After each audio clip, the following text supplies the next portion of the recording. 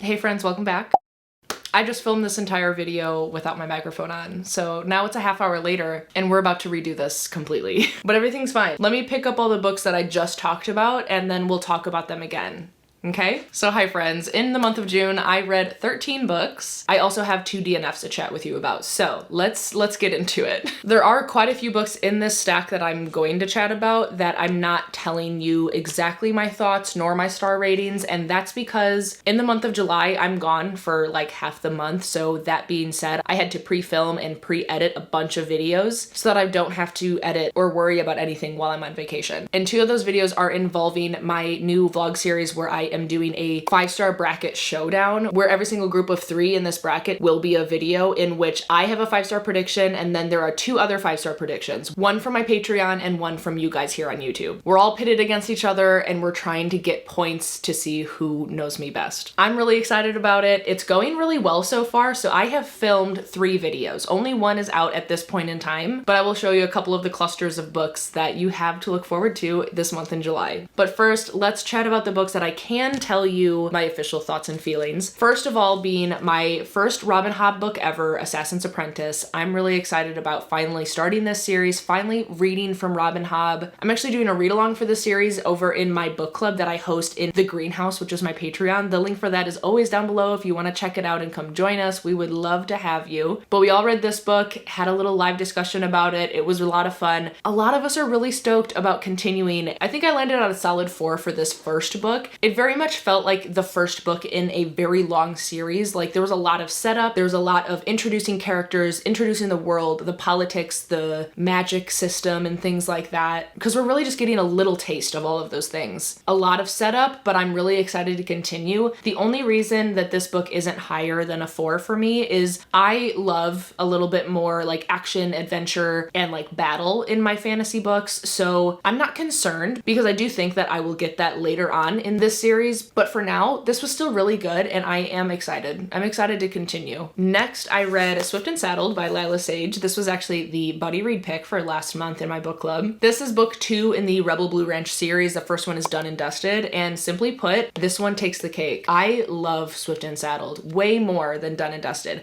I didn't not like Done and Dusted, but this one is so good. I don't know if the writing was necessarily like so much better or if it was just I liked these 2 main characters more than the first book, but there was just something really working for this one. It might have been a mix of all of those things. I would definitely recommend this series to anyone who's into romance because they're very, very short, very accessible, and just so quick. This book could definitely be read in one day. It's under 300 pages. The text is pretty big. Margins are pretty large. It's just a little cozy cowboy romance, and I had a great time. It was a 4.5 for me because oddly enough, I just wanted more. I felt like Lila Sage could have added even more slow burn in a lot of the situations and not taken away from the overall like plot of the story. I think more would have actually benefited it just because I wanted to squirm a little bit more. I wanted to be on my toes, on the edge of my seat a little bit longer for the payoff that, you know, is the ending of a romance book. So ultimately loved it a lot. Very much looking forward to the next book. Next, I read finally Blood Over Brighthaven by Emma Wong. This book was a long time coming. I was reading it for quite a while, but I finally just sat my butt down for a couple days and I was like, I am not allowed to do anything until I finish this book. And I did. I finally did. I'm giving it a solid 4. If you don't know, Emma Wong also wrote The Sword of Kaigen, which 5 stars. That book is phenomenal. I was very excited to go into this standalone dark academia fantasy. I don't know if I've heard a lot of people compare it to Babel by R.F. Kuang, but I definitely would. I think they have similar discussions and like, I don't know, energy about them. I will say, I think Blood Over Brighthaven is a little bit more, I don't know if I want to say dark or gruesome, maybe just more violent.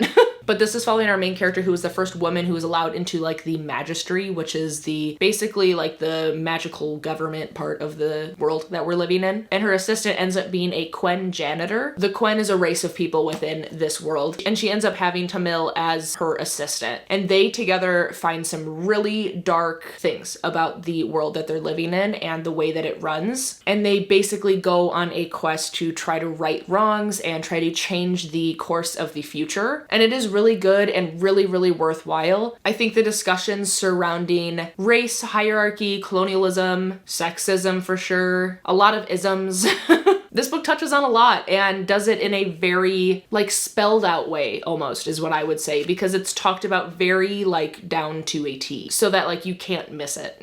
Overall, I had a really good time with this one, and I know that it is now being picked up at a big publisher, so very exciting for ML Wong, but I'm really happy that I have this little indie edition. Next, I picked up He, She, They by Skylar Baylor. This is How We Talk About Gender and Why It Matters. It is a great little nonfiction that I decided to listen to this month, and I'm not going to be rating this because I don't always rate my nonfictions, but this book, I didn't feel like I was necessarily the target audience, even though I did, of course, learn from it. This book felt very much like it's targeted for parents, and more specifically parents of transgender children, or parents, or just I guess people in general who would like a little bit more of like a 101 on how to, I don't know, not be a piece of shit in these types of conversations. Just being respectful and open-minded and receptive regarding gender and sexuality and things like that. I think Skylar Baylor did a really good job with this book, and I think that this is a really good book to be able to recommend to people if they would like to be educated more. All right, now we're going to go into the two books that I DNF'd in June.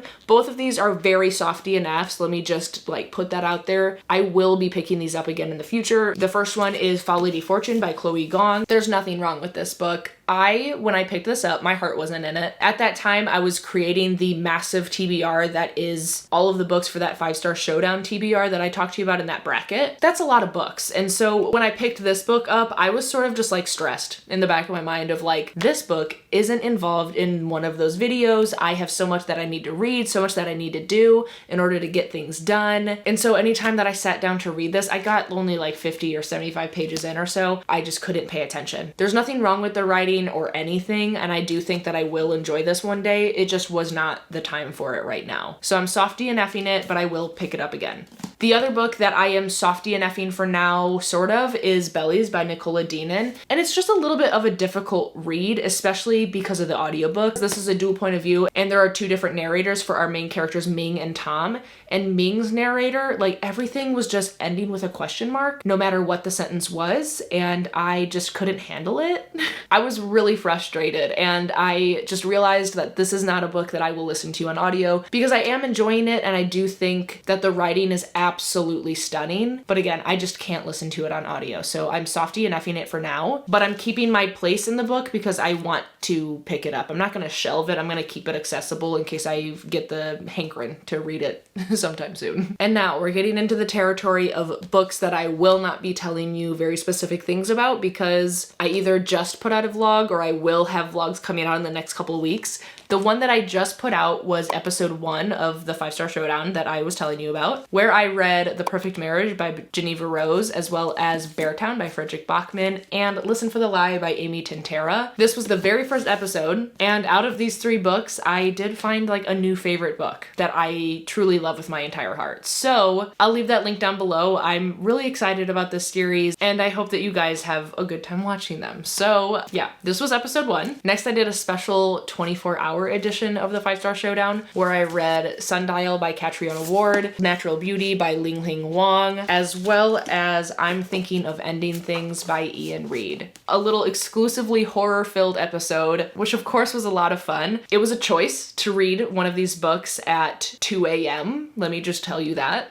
I was psychologically scared and unwell, but it'll be a fun video. I really am excited to get this one out there for you guys. Where I read these 3 books, this one will be out the second Sunday of July. And the last 3 books that I have to chat with you about will be episode 3 of the 5-star showdown, and debatably the one I'm most excited for at this current moment. I read Role Playing by Kathy Yardley, as well as The Husbands by Holly Gramazio, and Interesting Facts About Space by Emily Austin. I really want to talk about these ones in particular with you guys already, but wow, it was a good episode.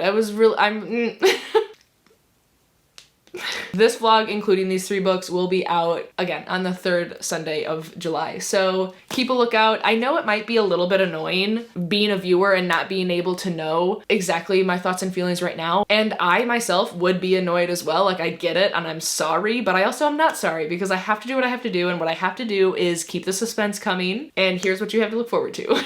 And that being said, thank you so much for being here and hanging out with me for a little bit. If you are still watching, then down below, let me know what episode of Fester Showdown you're most excited for, the horror or the sort of like lit fic romance one, or the one that I'm working on right now, which is the fantasy one. And if you took a look at that bracket, then you know what the fantasy one will entail, and it's a really exciting episode. But if you don't know what else to say down below, leave me your favorite heart emoji. And while you're down there, please do subscribe and like the video. I always appreciate your support. And of course, be kind to one another and happy reading. Bye.